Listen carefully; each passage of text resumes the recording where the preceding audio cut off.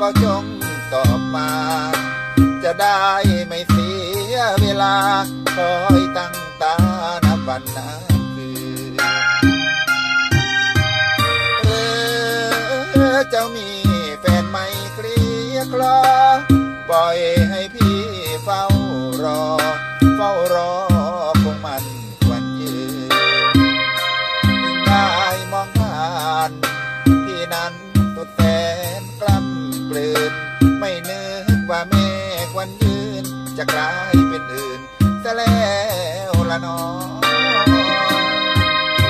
เราดูที่เคยรักกันน้องจังมาแปรผันจากฉันไปแล้ว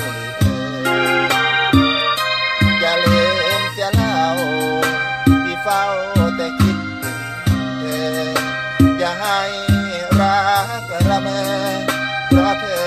เป็นคนเปลี่ยนใจจำคืนนั้นได้ไหมน้องวันเพ็ญเดือน12พี่และน้องรวมลอยกระทงตั้งอธิษฐานจะรักกันให้มันคงเพิ่งรู้ใจอนงโฉมยงไม่แน่ไม่นอน